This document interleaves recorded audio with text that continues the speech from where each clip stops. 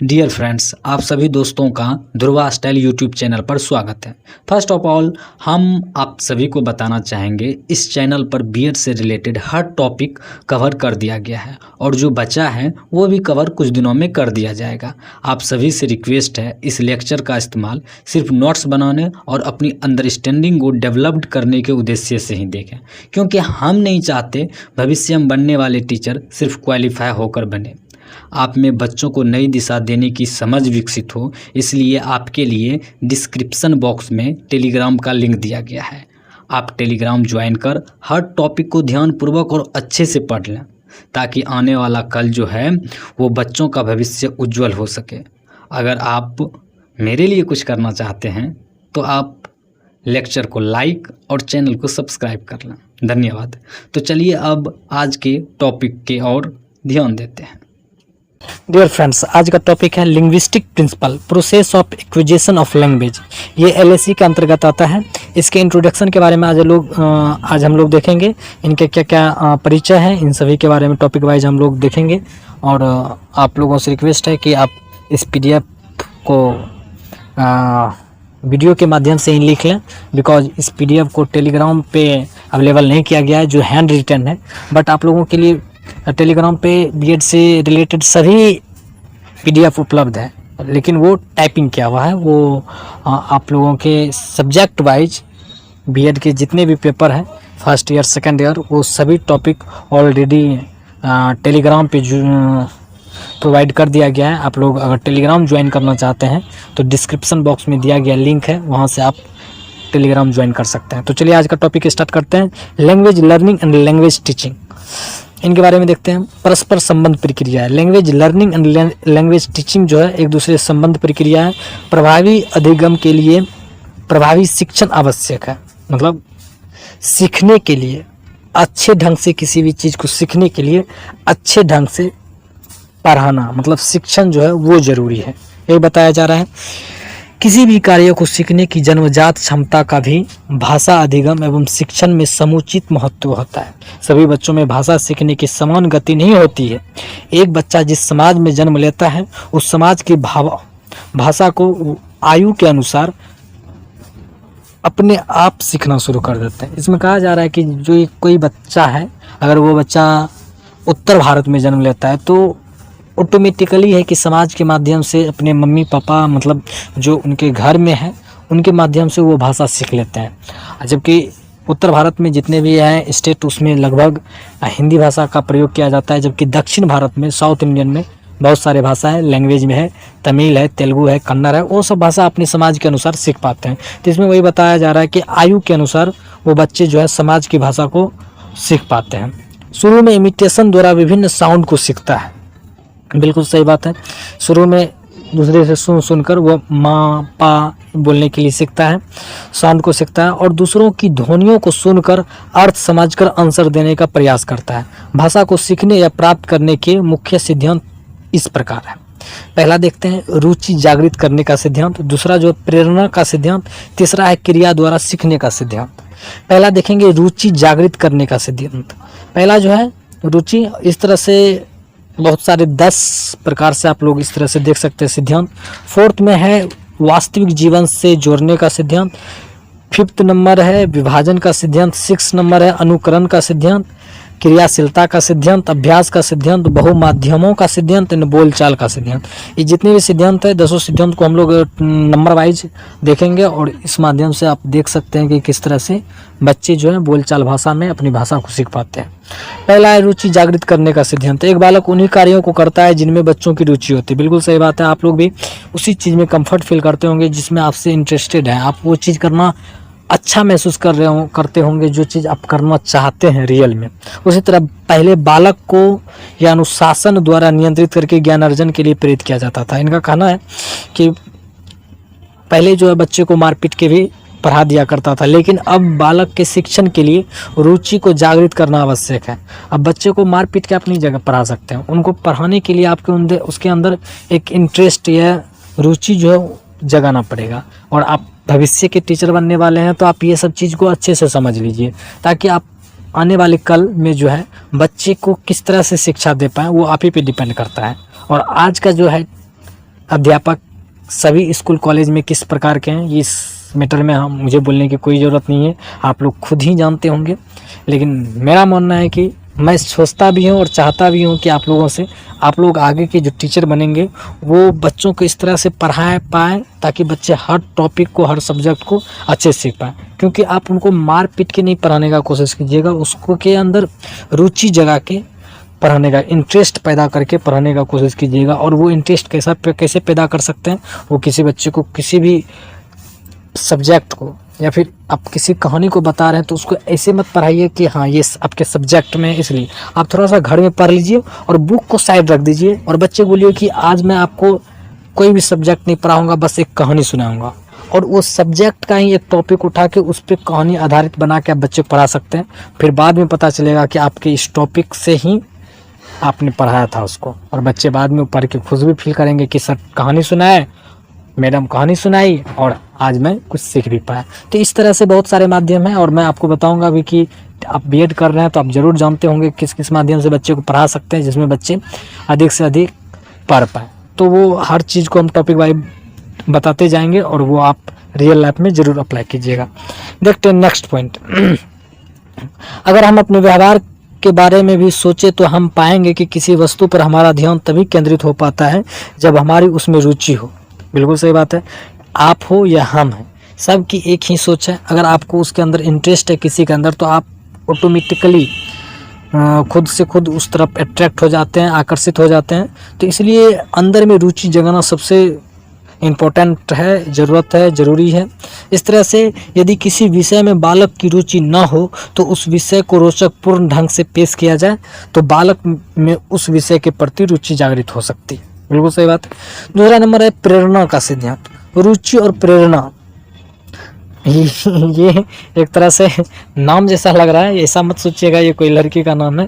लेकिन आप जब पढ़ रहे होते हैं तो उस समय रुचि और प्रेरणा के सिद्धांत को अलग अलग सिद्धांत के नाम न देकर एक ही सिद्धांत मानना ठीक होगा, क्योंकि रुचि जागृत करने पर लर्निंग की प्रेरणा मिलती है और प्रेरणा से ही लर्निंग की दृष्टि से अत्यंत महत्वपूर्ण है और उपयोगी भी है, किंतु उचित अवसर पर उसका उचित उपयोग बहुत आवश्यक है।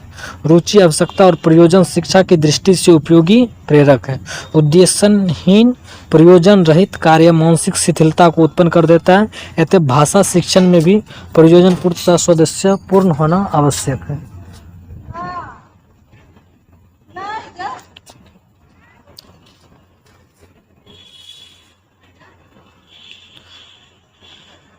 जैसा कि आप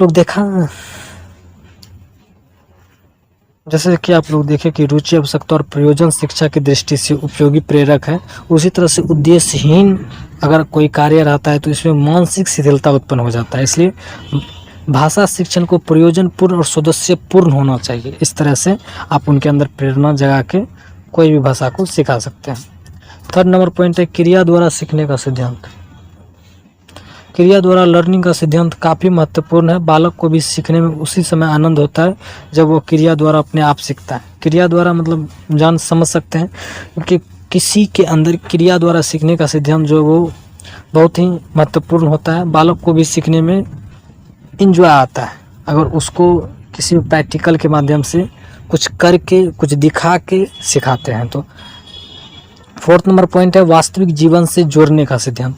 वास्तविक जीवन से जोड़ने का सिद्धांत को महत्व का सिद्धांत भी कहा जाता है। वास्तविक जीवन को जोड़ने के सिद्धांत को क्या कहा जाता है?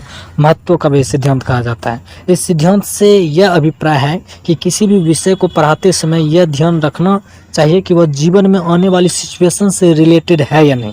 बच्चे उस चीज़ को जल्दी सीखना पसंद करते हैं जो उन्हें वास्तविक जीवन में यूजफुल लगती है। बिल्कुल सही बात है। किसी भी बच्चे को सिखाते हैं तो उस चीज़ को ज़्यादा बच्चे सीख पाते हैं जिस चीज़ उसके लाइफ से रिलेटेड होता है।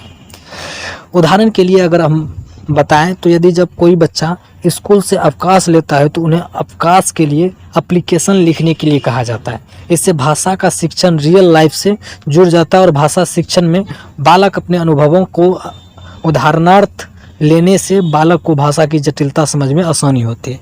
इसमें कहा जा रहा है कि अगर कोई बच्चा छुट्टी लेना चाहता है, अवकाश लेना चाहता है, तो उनको आप इस तरह से कह सकते हैं कि अगर आपको छुट्टी चाहिए तो आप एक एप्लीकेशन लिखें, और बच्चे को इसके अंदर सीखने की प्रवृत्ति इसलिए हो जाती है क्योंकि मुझे छुट्टी चाहिए, उनको इंटरेस्ट है छुट्टी में, और उसके लिए वो एप्लीकेशन लिखने के लिए सीख जाते हैं। इस माध्यम से भी आप हर चीज़ को समय के अनुसार बच्चे को सिखा सकते हैं। 5th नंबर पॉइंट है विभाजन का सिद्धांत। विभाजन का सिद्धांत इस बात पर जोर देता है कि पाठ्यक्रम को कितनी इकाइयों अथवा पाठों के में बांटा जाए कि ताकि बच्चा सरलता से, मतलब सिंपल रूप से एक स्तर से दूसरे स्तर पर जा सके, मतलब एक स्टेज से सेकंड स्टेज पर पहुंच सके। विभाजन का सिद्धांत। दूसरा है अनुकरण का सिद्धांत। भाषा को सीखने का आधार ध्वनियों का इमिटेशन करना है। एक बच्चा अपने परिवार के सदस्यों की भाषा का अनुकरण करके बोलना और बोली गई बातों को समझना सीखता है। टीचर को ये बात का ध्यान रखना चाहिए कि बच्चा इमिटेशन द्वारा लैंग्वेज सीखता है, इसलिए बच्चों के सामने शिक्षण को शुद्ध उच्चारण करना चाहिए। बिल्कुल सही बात है। इसमें कहा जा रहा है बच्चे जो है इमिटेशन द्वारा आपकी बातों को सुनकर सीखते हैं। हालांकि मुझसे भी बोलने में मिस्टेक होती है, बस अब क्या करूं, गॉड गिफ्टेड हूँ, जैसा भी हूँ आपके सामने हूँ। फिर भी कोई भी टीचर है, आप लोग, आशा करता हूँ कि आप लोग अच्छे होंगे, हमसे ज़्यादा अच्छे से किसी को समझा पाते होंगे, और आपकी लैंग्वेज, आपकी जो भाषा है या फिर आपकी जो बोली है वो हमसे बेटर होगी। तो आप लोग जो है बच्चे को सिखाइएगा एकदम बड़ी सरलता से, बड़ी सिंपल से, ताकि बच्चे को आसानी हो सीखने में, क्योंकि बच्चे आपको ही देख के सुन के वो सीखते हैं बोलने के लिए भी। क्रियाशीलता का सिद्धांत। चाइल्ड जन्म से ही क्रियाशीलता होते हैं। यदि उनकी क्रियाओं को भाषा को शामिल किया जाए तो वे आसानी से भाषा को सीख सकते हैं। वार्तालाप, कहानी, घटना, वृत्तांत एवं माध्यम से क्रियाशील रखा जा सकता है। वार्तालाप के बाद बच्चों को उसकी पुनरावृत्ति करने के लिए कहा जा सकता है। हर बच्चे को उसको सिखाने के लिए आप रिवाइज करवाइए ताकि बच्चे आसानी से उस चीज़ को सीख पाए। पुनरावृत्ति बच्चों के लिए बहुत ज़्यादा ज़रूरी है। वार्तालाप, बच्चों को एक दूसरे के साथ बैठ के वार्तालाप करवाइए, बातचीत करवाइए, बच्चे इससे बहुत ही ज़्यादा सीखते हैं। अभ्यास का सिद्धांत। एक बार भाषा का ज्ञान होने के बाद उसका एक्सरसाइज करना अनिवार्य है। यदि एक्सरसाइज नहीं किया जाए तो सीखी गई कॉन्सेप्ट को भुलाया जा सकता है। बिल्कुल सही बात है। मैं रहूं या आप रहें, अगर किसी चीज़ को रिवाइज नहीं करते हैं तो वो चीज़ जो है बच्चे में या हम लोगों में भूलने की आदत से हो जाती है। इसलिए समय समय पर हर चीज़ को अभ्यास करने की ज़रूरत होती है। तो यही बताया जा रहा है 3 से 4 ईयर्स तक सीखी गई भाषा को बच्चा कभी नहीं भूलता, लेकिन जो भाषा स्कूल स्तर पर सीखी जाती है उन्हें भुला जा सकता है। बिल्कुल सही बात है। जब हम लोग बचपन में पहाड़ा टेबल याद किए वो अभी तक याद है। बचपन में याद किया हुआ ABCD वो अभी तक याद है। बचपन में हर चीज़ जो याद किए थे वो चीज़ माइंड में बैठ जाती है। पर जब अभी हम लोग किसी चीज़ को पढ़ते हैं और उनको रिवाइज या अभ्यास नहीं करते हैं तो उस चीज़ों को हम लोग भूल जाते हैं। इसलिए अभ्यास करना बहुत ही ज़्यादा ज़रूरी हो जाता है। 9th नंबर हम लोग पॉइंट देखेंगे बहुमाध्यमों का सिद्धांत।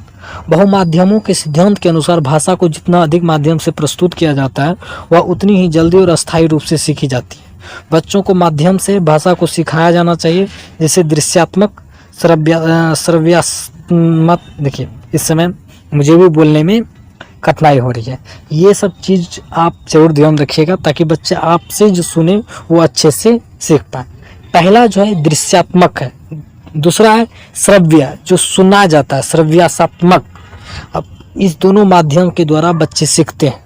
भाषा को सीखने के मुख्य 2 बहुमाध्यम है, एक अखबार और दूसरा रेडियो और टेलीविज़न भी है।